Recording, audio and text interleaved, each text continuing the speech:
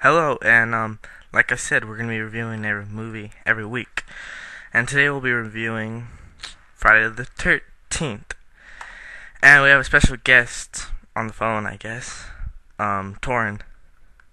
Hello, it is Torin Langen, the phone line from Canada, and I hope you guys out there can hear me because I can't really hear much of anything that's going on right now, but I'm going to do the best I can to add some insightful insights to this program. So, rejoice. Yomp.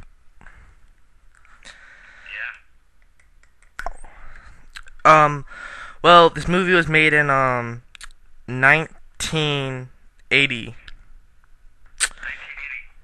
the year that started the 80s that created good movies, evidently. Yep. Well, I'm just gonna read from the back. Terror of and suspense aboard is this 24-hour nightmare of blood. Camp Crystal Lake has been shuttered for over 20 years due to several victims and unsolved murders. The camp's new owner and several young counselors are Reedley. I can't really pronounce it. Reedling? Pronounce it, Michael. Wait. Actually, you know what? Just don't stop the video. I'm going to go over to my big shelf of DVDs, and I am going to see if we have the same release, so maybe I can say stuff about off the back of the box as well. Okay. The widescreen Paramount Collection Edition. I just have the double future one that has Friday the 13th and Friday the 13th Part 2. Oh, okay. Well, do you want me to read it off the back, or Yeah, you go ahead. Go ahead, we're still Okay. rolling. Okay, so Camp Crystal Lake has been shuttered for over 20 years due to several vicious and unsolved murders. The camp's new owner and several young counselors are readying the property for reopening despite warnings of a death curse by local residents. See, may I just add that this is sort of like the start of that whole sort of stereotypical thing, and most people when they see this movie, they think, oh, it's just another stereotypical movie and they don't enjoy it as much, but what you gotta keep in mind is that this was the start of that sort of plot, that sort of thing. Yeah. The camp setting sort of originated from this movie. A curse proves true on Friday the 13th, as one by one, each of the counselors is stalked by a violent killer. The film is widely Jason acclaimed for Small. its horrifying and creative murder sequences. That's Tom Savini at work. So, is there anything you would like to add to this, Michael? Well, the camp's not named as Camp Crystal Lake now. Well, I might be going ahead of myself, but it's actually called Camp Blood, and then I think Camp Forest. It changes its name through the whole series.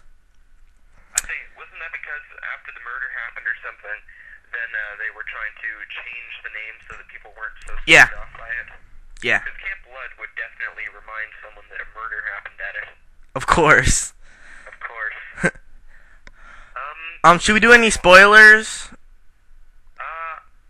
We'll leave those to the end. Should leave those to the end, Michael, because then people won't get to watch the rest of the video, Okay, and like they'll want to know the other stuff. So spoilers we'll leave to the end. But we'll have spoilers at the end. So. yeah, because if we talk about any of the gore or kill scenes, it'll sort of be like a spoiler, won't it? Yomp. Yeah. Go. Okay, well, the interesting thing about this movie is that this isn't really a spoiler because you can sort of pick up on it. It makes logical sense if you think about it. Jason Voorhees is not the killer in this film. Now, this is not a spoiler, just merely a fact. Yeah, I thought it was, but What is it? no, it's not really actually. You're messing me up. You're messing me up, man. But, so Jason Voorhees is not the killer in this movie. It is his mother.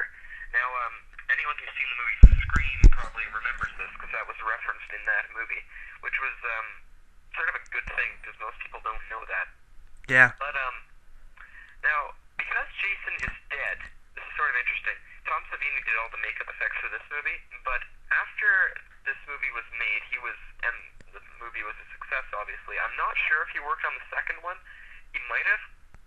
but he was eventually called in to do like Friday the 13th Part 4 or 3 or something. Yeah. And he turned it down because he thought it was a stupid idea that Jason kept coming back after he got killed. Because anyone who's sort of familiar with this sort of franchise knows that Jason ends up being killed at the end of every movie. Now that's not a spoiler because it can't be a spoiler because just the fact that there's a sequel afterwards sort of shows that he doesn't really ever die. So yeah, it's interesting. Even though it's such a popular franchise, and he would have gotten paid a lot of money just to work on the I bet. work on the film. It's sort of interesting that he would turn it down just because he thought it was a dumb idea, despite the fact that it was such a popular franchise, as I already said. So that's sort of like, I'm not sure what to think of that, if he's either insane or courageous. But I found that sort of interesting. Mm-hmm. So, is there anything else you would like to add to that, Michael? Well, for some reason, we don't really have both box sets that we have. It doesn't really come with any really special features. Yeah, neither of us have any good releases. I got mine on a trip when I went to Maine for about $8, and all I have is the widescreen version, enhanced for 16 inches by 9 inches. Same for mine, I think. Yeah. Yeah.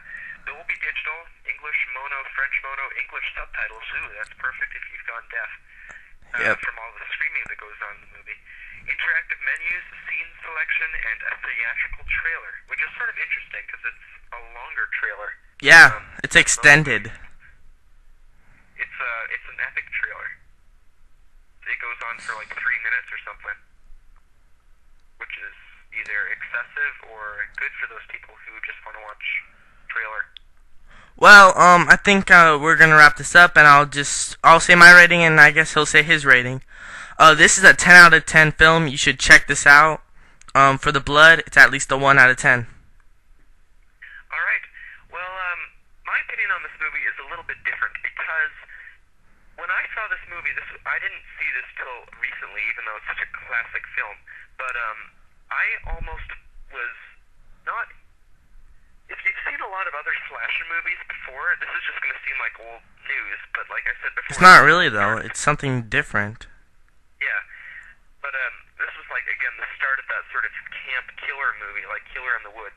And I'd seen more of those movies that weren't this movie, obviously, before I saw this. So almost in a way, it seemed stereotypical to me, even though it really wasn't, because this was like the thing that started that whole format.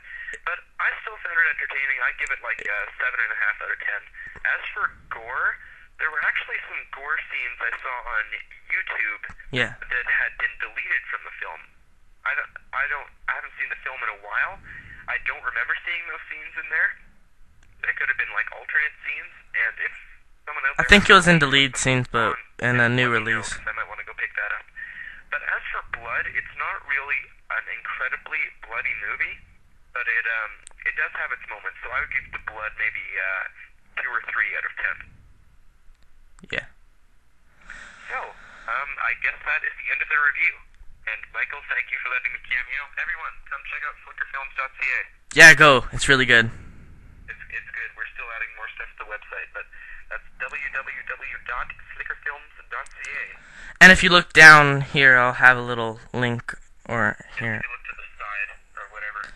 I don't really know which way you're pointing, because I'm hundreds of thousands of miles away, or something. Yeah. Yeah. So, Thank you very much for that. we'll see you guys next time, I guess. Late. Okay.